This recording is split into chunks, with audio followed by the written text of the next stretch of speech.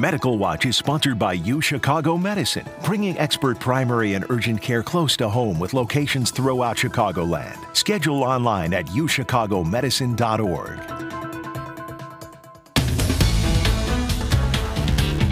In tonight's cover story, understanding the struggles felt by those on the autism spectrum. Many are dealing with mental health challenges.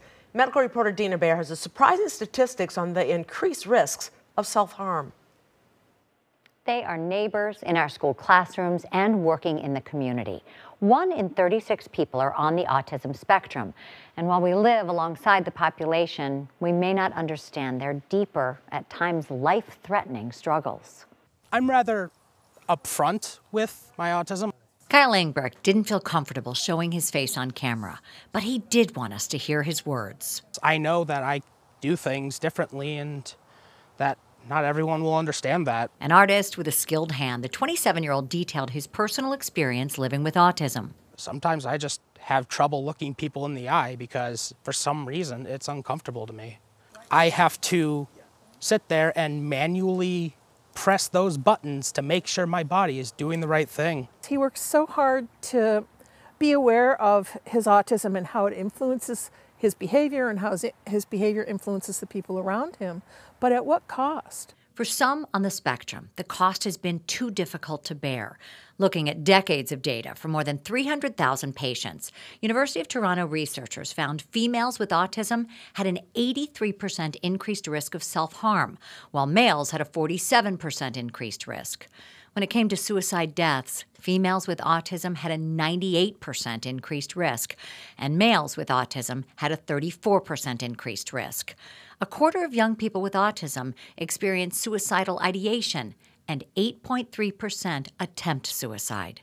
Oh my God, the suicidal thoughts. Oh, it was a really dark day when I read that statistic.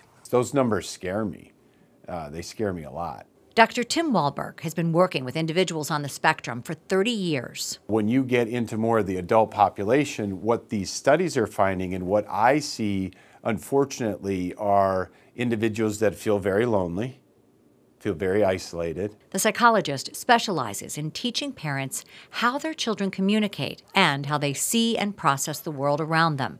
But there are things he can't teach. I wish that people could be more compassionate. When it comes to interacting with just the outside world, the absolute worst part is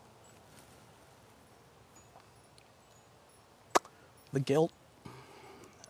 If I don't perform well, if I make people uncomfortable, if I can't do a task because of my autism, I feel like I'm failing the people I love most, that I'm letting them down. If I can only help him do one thing, it's feel comfortable in his own skin.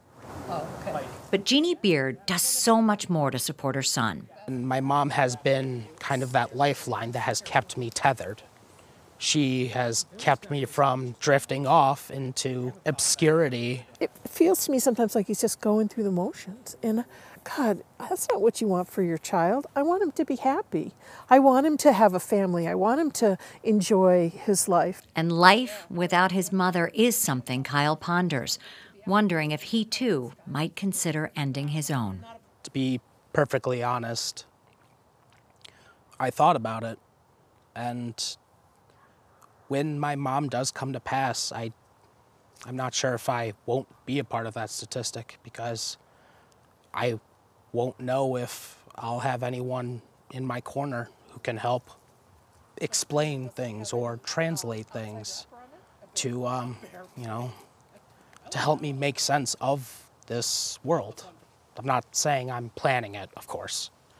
I'm not saying that, I want to do that, of course. But I can understand the rationale behind it. Therapy has helped Kyle and his mother better understand each other. Dr. Wahlberg's tailored approach has been a lifesaver. What I've tried to teach Kyle to do is advocate, to be able to explain to people what he needs, what he's feeling, what's going on. I think that's a big piece of it. For Jeannie, who's authored a book about her family's experience with autism, educating others is critical to her mission. She'd like to see more training for teachers, first responders, and especially fellow parents. Education is is the answer across the board, and making quality education available to parents.